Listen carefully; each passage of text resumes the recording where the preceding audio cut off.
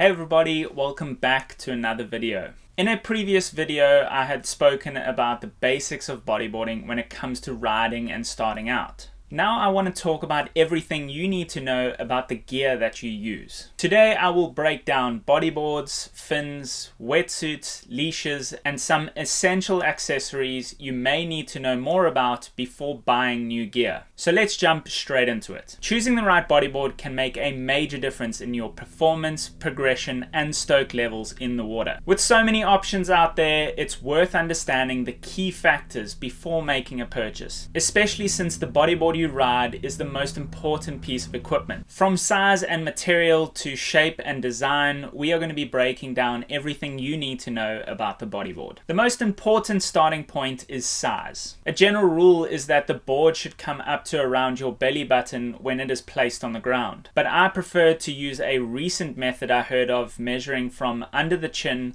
to just above the knees. This shows where the board will end up when you're lying on it in the water and is a more accurate size depiction. But height, weight, and riding style play a big part. Bigger riders need thicker, longer boards and sometimes wider boards for their flotation, while lighter riders can go smaller for control. If you're unsure, check sizing charts provided by brands, which are based on height and weight combinations. Most riders either go prone or drop knee, although some boards like my own are designed to accommodate both. Prone boards generally have a wider nose, higher midpoint, and template for control and speed, while drop knee boards are generally narrower with more straight rails, full crescent tails, and sometimes more nose rocker. If you're just starting out, try sticking to prone style boards until you are confident and want to explore further. Shapes and features play a huge role in how the board performs. A crescent tail is the most common, providing control and hold, perfect for prone or drop knee riding. A bat tail gives a looser, more responsive feel, often preferred by more advanced riders in smaller or peaky waves. Other important features include the rail angle, where it can be 50-50, 60-40, or my own style of board 55-45. The channel design aids in grip and control, and the deck contours are there for better ergonomics and grip. Knowing what you want will come from experience, but start with the basics and adjust when you can. This will help you know what works or might just have been there for the marketing purposes. The materials used in your board affect how it handles in different conditions. PE or polyethylene cores are more flexible and suited for beginner riders. You have the 1.9 pp polypropylene, which is a stiffer, faster, and ideal core for warmer waters and advanced riders, while the 1.5 pp core is a bit more flexible while still having similar characteristics to the 1.9 core. The stringer, which is usually carbon fiber or fiberglass, is a rod inside the board, adding strength and flex control. You'll also find boards with mesh layers and Surlyn slicks for extra durability and projection. When buying a board, it's good to know where it comes from. The majority of bodyboards worldwide are manufactured in one of two places: the more popular Brody factory in Indonesia, run by Nick Meseritz, or the Ajit factory in Taiwan. Both supply top-tier brands and good board construction. If you're looking at Pro Rider Customs, check the board for this logo. If you see this, it was hand-shaped by Dan Severs, the go-to shaper behind most custom boards for the world's best riders. His attention to detail and experience in hand shaping is unmatched. Dan has shaped majority of world champions winning boards in the last 15 years. Choose a board that suits your size, skill level, and riding goals. Understand the materials, know your shapes, and trust in brands or riders with real experience. If you want to dive a bit more into these details, check them out on the Sniper Bodyboards website in the link below. The right board doesn't just ride better, it helps you ride with confidence. Do you want to get better at bodyboarding? Well, here's your chance, because today's video comes directly off the Boogie Everyday membership. We have taken an in-depth dive last month, giving everyone a buyer's guide to bodyboard gear. The membership caters to every skill type, and we make content that is relatable to all levels. This is also your chance to talk with me one-on-one and get expert video analysis training all included. If this is something you're interested in, click the link below or check it out at boogieeveryday.com. Choosing the right pair of fins is just as important as choosing the right board. Fins give you the drive to catch waves, control in the water, and confidence when kicking into heavier waves. But not all fins are made equal. What works for one rider might be completely wrong for another, especially when it comes to fit and comfort. So before you grab the first pair you see, here's what you need to know. First off, fit is everything. Bodyboard fins come in a variety of shapes and stiffness levels, and different brands suit different foot shapes. Some fins are wider and roomier, perfect for people with broader feet, while others are more narrow and snug. If your fins are giving you sore feet, cramp, or blisters, it's probably not your technique. It's probably the wrong fit. Don't be afraid to try different brands until you find the one that feels right. These come in a variety of shapes, from your dolphin fins like Churchill's to your straight cut fins like the new Churchill Vortex fin. When it comes to sizing, most bodyboard fins use the standard shoe size, but there's a few things to keep in mind. If you want a tighter performance fit, especially for heavier conditions, you can size down slightly. If you're planning on wearing neoprene fin socks for warmth or to prevent rubbing, it's smart to go up a size to accommodate the extra thickness. Fin sizing isn't one size fits all, so pay attention to how your feet feel in the pocket and strap area. A good fit should feel snug but not painful. There is also a wide variety of colors and styles, but this is mostly personal preference. Some riders like high visibility colors like yellow, orange, or green for easy spotting in the water, while others go for a more subtle look. You could also want to color match your fins to your board or wetsuit color. Each brand has a slightly different feel. Some are stiffer for power and drive, while others are softer and more flexible for comfort and flow. Try on a few or ask other bodyboarders who are similar to you what works for them. Find fins that fit your feet, not just the best looking pair on the shelf. The right fins should feel comfortable,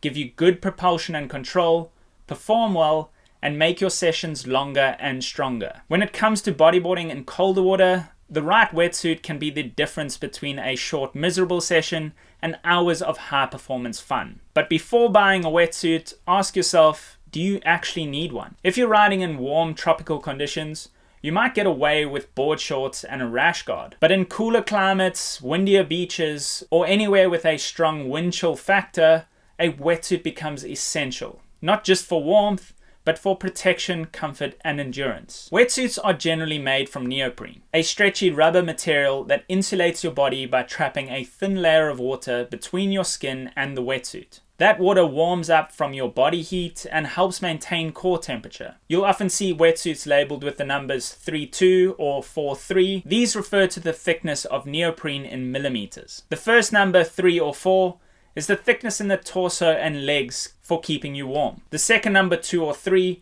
is for the arms, which allows more flexibility. For milder conditions, you can get away with wearing a 3.2, but when it comes to the colder conditions, you want to get into a 4.3 or even thicker. Many of the newer wetsuit brands are using a product called Ulex, which is an eco-friendly rubber. Brands like Patagonia, MDNS, Finisterre, and XL are leading the charge in sustainability while maintaining high performance design and keeping you warm even in the coldest conditions. Now let's talk about sizing. This is where a lot of people seem to go wrong. A wetsuit should fit tight when new. The neoprene will stretch over time, so it's always better to choose a slightly snug design. You don't want gaps, bunching, or water flushing through the wetsuit. Loose suits will also cause some rubbing and chafing. A tight fit might feel restrictive at the start, but once you get into a few sessions, that'll become looser and actually mold to your body. A good wetsuit should feel like a second skin, keeping you warm, protected, and free to perform at your best in any conditions. A bodyboard leash might seem like a small piece of gear, but in reality, it's one of the most crucial parts of your setup, especially in bigger waves. It connects you to your board, your flotation device, and ultimately your safety. In powerful waves, losing your board can put you at serious risk, so choosing the right leash and maintaining it is essential. There are two main styles of leashes: wrist and bicep. Wrist leashes are the traditional style and are still common, especially among beginners. They're simple, functional, and easy to put on. However, bicep leashes are now the go-to for majority of riders. Worn on the upper arm, they reduce drag and keep the leash out the way during paddling and doing moves. They also tend to stay more secure during wipeouts. If you're progressing or riding bigger waves, a bicep leash is definitely worth the upgrade. Thickness and strength matter too. There are two thicknesses of coil, your 7mm and 9mm. Thicker coils provide more durability and resistance to snapping under tension, which is crucial when getting worked in heavier conditions. Some high-end leashes are reinforced with strength-resistant materials or dual swivels to prevent tangling. Along with this, you have different strap sizes that can be used, giving everyone the opportunity to have a size that works for them. If you ride heavy waves, don't buy a cheap bodyboard leash. It's simply not worth the risk. The leash is your lifeline, so treat it as such. All of the current bodyboard brands make some pretty good leashes, including my own signature leash with Sniper bodyboards. The company uses quality materials and tested designs to ensure strength, comfort, and performance. Many also offer different cuff styles and quick release features for added safety. But when it comes to it, trust the leash that works in all conditions. And no matter what leash you choose, look after it. Rinse it in fresh water after every session, store it out of direct sunlight, and check the cord and swivel points regularly for signs of wear. A leash can fail suddenly if it's been weakened over time. Finally, always tie the leash on properly. Whether you're using a leash plug or a string loop, double check your knots and connections. A poorly tied leash that slips off mid-session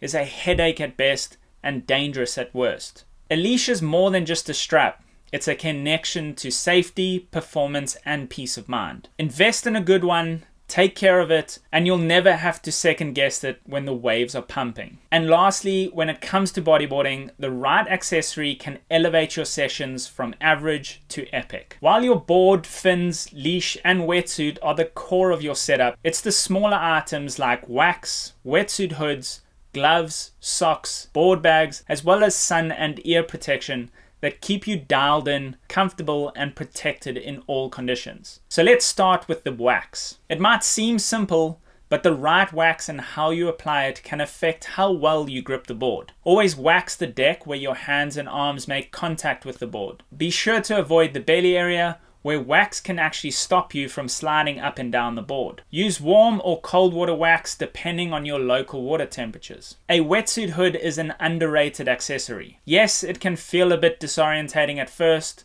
but if you're in cold water, it's a game changer. A good hood helps retain body heat and will keep you much warmer for longer, especially in winter. Look for a hood with a snug seal and flexible neoprene to avoid that helmet feel. Gloves aren't essential for everyone, but if you struggle with cold hands, they're a great addition. The key is to find gloves that balance warmth and dexterity. Personally, I use the MDNS closed cell gloves, and they're perfect.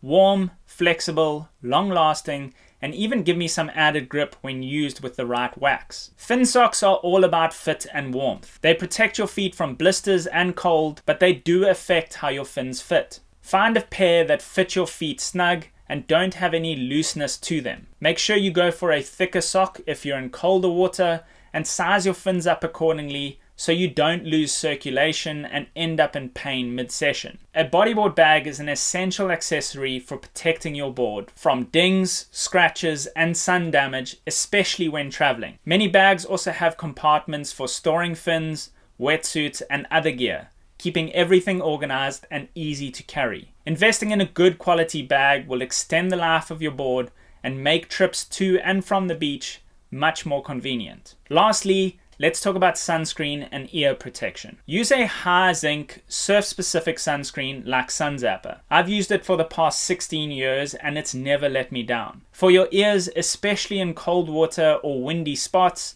earplugs are crucial to prevent long-term damage like surfer's ear. Use whatever you feel most comfortable with to protect your ears and skin from harsh elements. These small accessories can make a big difference when it comes to your comfort, performance, and health when in the water, so don't overlook them. If you liked today's video, please share it with a friend, otherwise tell them to go check out the Boogie Everyday membership platform, and we'll see you guys in the next video.